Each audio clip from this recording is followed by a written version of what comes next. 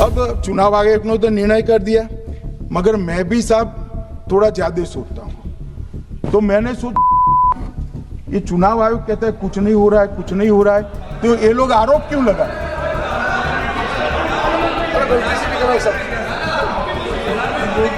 मान्यवर, मेरे शब्द कोई ऐसे हो तो काट दीजिए। काट दिया।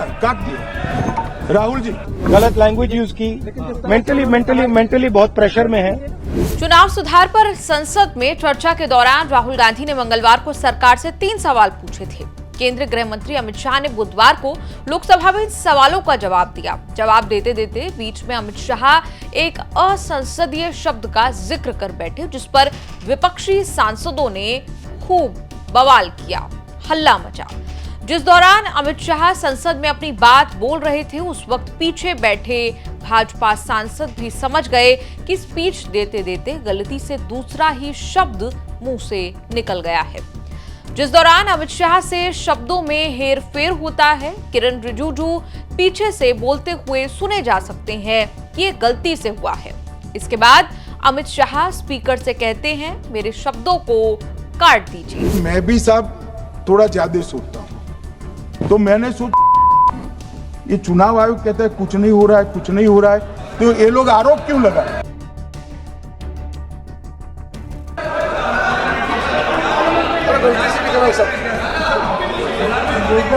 मान्यवर, मेरे शब्द कोई ऐसे हो तो काट दीजिए। काट दिया। राहुल जी अब गृह मंत्री अमित शाह की जुबान फिसली तो राहुल गांधी ने चुटकी ली। गुरुवार को संसद के बाहर वो पहुंचे तो पत्रकारों से बात करते हुए राहुल ने कहा कि अमित शाह कल घबराए हुए थे, उन्होंने गलत शब्दों का इस्तेमाल किया, उनके हाथ कांप रहे थे, वो मानसिक दबाव में हैं। गलत लैंग्वेज यूज कर दी, हाथ कांप रहे थे, आपने ये तो सब देखा होगा। गलत लैंग्वेज यूज की, मेंटली बहुत प्रेशर में है, दबाव में है। वो दिखा कल पार्लियामेंट में, पूरे देश ने देखा। और जो मैंने बातें बोली हैं उसके बारे में उन्होंने कोई बात तो नहीं बोली, प्रूफ नहीं दिया। हमने पब्लिकली प्रेस कॉन्फ्रेंसेस में कहा है, मैंने डायरेक्टली चैलेंज किया उनको कि आ जाइए, मैदान में आ जाइए, पार्लियामेंट में डिस्कस करते हैं, मेरे प्रेस कॉन्फ्रेंसेस को डिस्कस करते हैं। कोई जवाब नहीं मिला। तो रियलिटी तो आप जानते हो। राहुल ने बुधवार को अमित शाह का वीडियो पोस्ट करते हुए भी लिखा, अमित शाह का संसद में ये शब्द कहना वोट चोरी को लेकर उनकी घबराहट और बेईमानी को बेनकाब करता है। कांग्रेस की पूरी ब्रिगेड और विपक्षी सांसद अमित शाह की भाषा पर आक्रामक हो गए। सुप्रिया सुनेत ने कहा, असली रंग बाहर आ गए।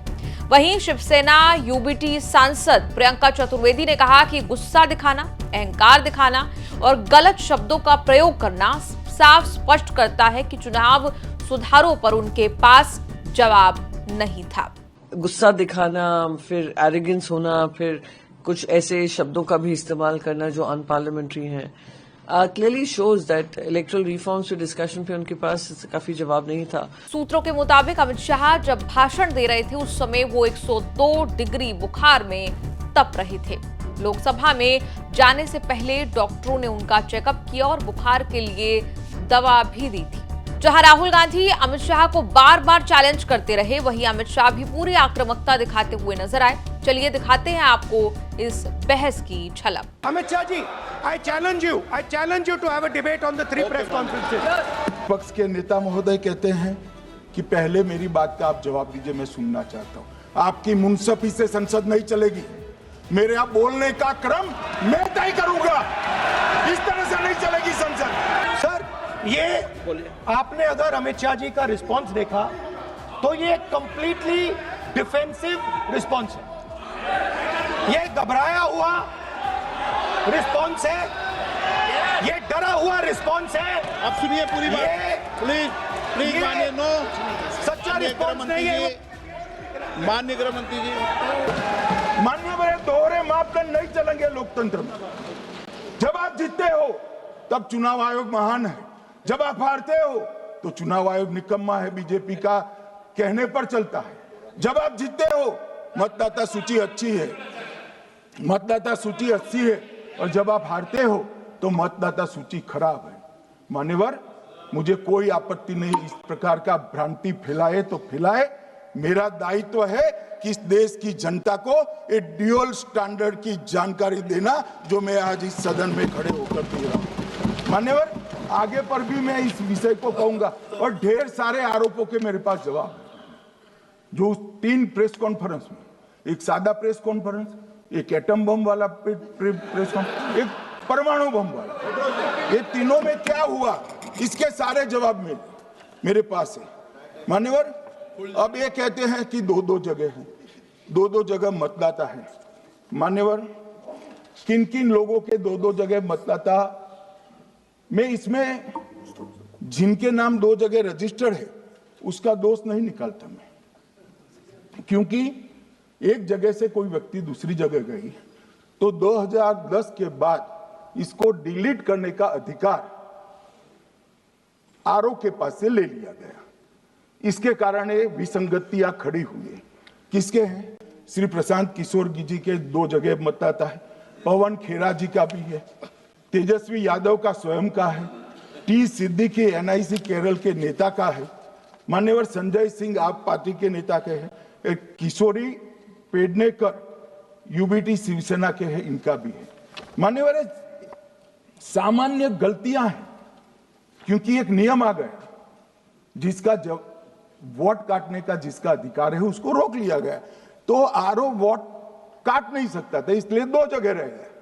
अब वही एक गहन पुनर्निरीक्षण से सुधरना है, मगर आप गहन पुनर्निरीक्षण को वोट चोरी कह रहे हो। मान्यवर, वोट चोरी किसको कहते हैं वो मैं बताना चाहता हूं, और हमारे यहाँ कुछ परिवार ऐसे हैं जो पुश्तैनी वोट चोरी करते हैं। अच्छा, बोलिए आप। हाँ, बोले आप, बोले। हाँ, बोले आप, बोले।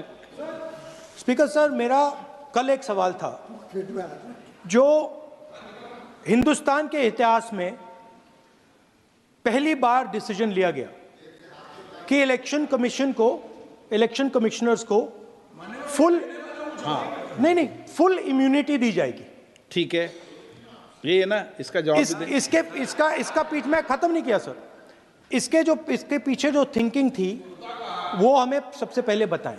ठीक है। दूसरी बात, नहीं हरियाणा की जहां इन्होंने बात की, इन्होंने एक उदाहरण लिया, वहां पर अनेक उदाहरण हैं। वो भी आपने दिया था ना, 19 वो भी आपने दिया था, इसलिए दिया वो भी। इस वीडियो पर आपका क्या कुछ कहना है, कमेंट्स में लिखकर अपनी राय जरूर दें।